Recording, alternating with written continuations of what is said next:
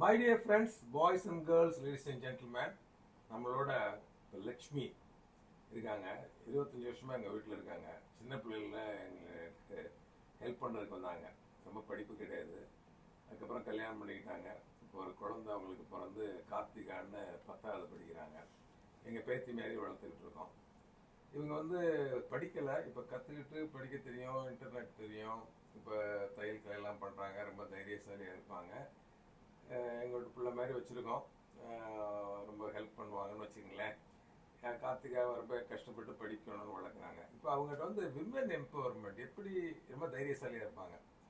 அவங்களுடைய வியூவை நம்ம கேட்போம். பொம்பளைங்க கஷ்டப்படுறாங்க, கல்யாணம் ஆகிட்டு ஹஸ்பண்ட் ட்ரிங்க்ஸ் எல்லாம் பண்ணி இப்போ நோ மோர் அவங்க வாழ்கிறாங்க. நாங்கள் ஓரளவு சப்போர்ட் பண்ணுறோம், இருந்தாலும் அவங்க வாழ்கிறாங்க. அவங்ககிட்ட கேட்போம், எப்படி தனியாக இருந்து பெண்கள் எவ்வளோ தைரியமாக இருக்கணும் அப்படிங்கிறதுக்கு ஒரு உதாரணமாக இருக்காங்க.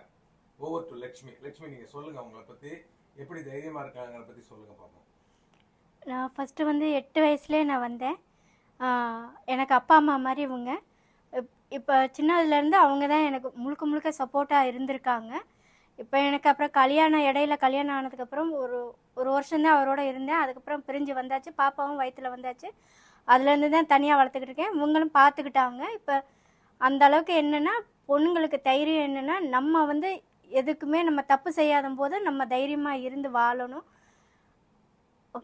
படிப்பை பற்றி என்ன நினைக்கிறீங்க? படிப்பு பொண்ணுங்களுக்கு ரொம்ப ரொம்ப முக்கியம். ஏன்னா படிப்பு இல்லைன்னா இந்த காலத்துக்கு ஒவ்வொன்றும் நம்ம கேட்கும்போது நம்மளுக்கு ஒரு மாதிரி இதாக இருக்குது, கஷ்டமாக இருக்குது. தெரியாத போது ஒருத்தவங்ககிட்ட கேட்டோம்னா மேலேருந்து கீழே பார்க்குறாங்க, என்னடா அது இப்படி படிக்கலையோ அப்படிங்கிற மாதிரி பார்க்குறாங்க. ஆனால் பெண்களுக்கு படிப்பு முக்கியம், அதே நேரத்தில் தைரியம் வேணும். ஓகே, நீங்கள் உங்கள் பொண்ணை என்ன வாக்க விரும்புகிறீங்க? அவள் நல்லா படித்து 4 பேருக்கு ஹெல்ப் பண்ணணும்னு நான் நினைக்கிறேன். எப்படி உங்களுக்கு தைரியமா இருப்பீங்களா?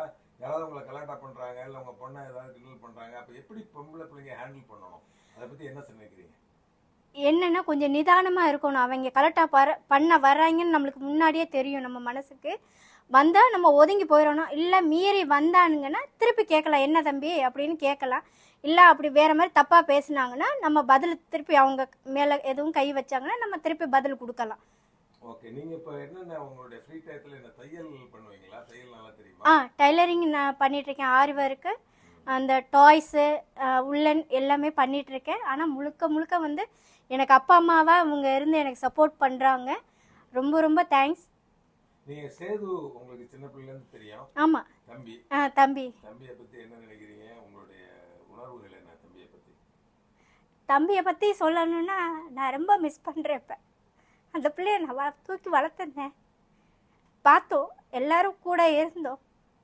இந்த பிள்ளை சடனாக போனது எனக்கு 2 பிள்ளைங்க குட்டி குட்டியே பிள்ளைங்களை பார்க்கவோ எனக்கு மனசுக்குள்ளே இருக்கும், இந்த பிள்ளைக்கு அப்பா இருந்திருக்கலாம் அப்படின்னு. அதை ரொம்ப மிஸ் பண்ணுறேன். ஓகே, ரொம்ப ரொம்ப சந்தோஷமா இருக்கு. நல்லா வேலை பார்க்குறீங்க, ஸ்பெஷாலிட்டி. இப்போ எப்படி நீங்கள் இன்டர்நெட்லாம் கொஞ்சம் நீங்களே யூஸ் பண்ணுறீங்க? யூடியூப்பு சிலதெல்லாம் தெரியுது, கற்றுக்கொண்டு ஆர்வம் இருக்குது. படிக்காமல் எழுத படிக்க தெரியாமல் வந்தீங்க, இப்போ உங்களுக்கு ஓரளவு நல்லா எழுத்து கூட்டிலாம் படிக்கிறீங்க. படிப்புல இன்ட்ரெஸ்ட். நீங்களே எல்லாம் படிச்சிருவீங்க.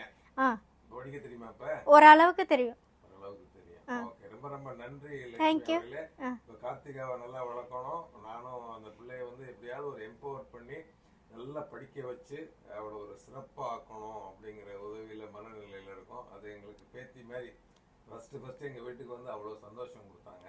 நான் நினச்சிக்குவேன் அப்பப்போ எவ்வளவோ உதவிகள் எல்லாரும் பண்ணுறாங்க, நம்ம பண்ணுறது பெரிய உதவி இல்லை, அட்லீஸ்ட் ஒரு ஹியூமன் பீயிங்கை படித்து எம்பவர் பண்ணணும் அப்படின்னு நான் நினைப்பேன். விமன் எம்பவர்மெண்ட் ரொம்ப ரொம்ப சந்தோஷம். எங்களுக்கு லக்ஷ்மி எங்கள் வீட்டில் ஒரு 20 வருஷமாக இருக்காங்க.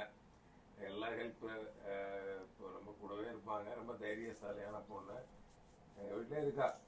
ஒரு 25 வருஷமாக நினச்சி பாருங்களேன். அவளை பார்த்தா மகளை கண்ணு சின்ன பிள்ளை மாதிரி இருப்பா. ஆனால் நல்ல வேலை பார்க்க ரொம்ப தைரியசாலி. ஆனால் கொஞ்சம் அடம் பண்ணுவா. ஏன்னா மரத்தில் ஏறக்கூடாதுன்னு சொல்லுவேன், ஏறி கீழே காலை உடைச்சிக்கிட்டா 2 தடவை. அது மாதிரி கொஞ்சம் தைரியமான பொண்ணு. God bless everybody. எதுக்காக இந்த பதிவுகள்லாம் விமன் எம்பவர்மெண்ட் ரொம்ப ரொம்ப அவசியம். Thank you. May god bless. Thank you.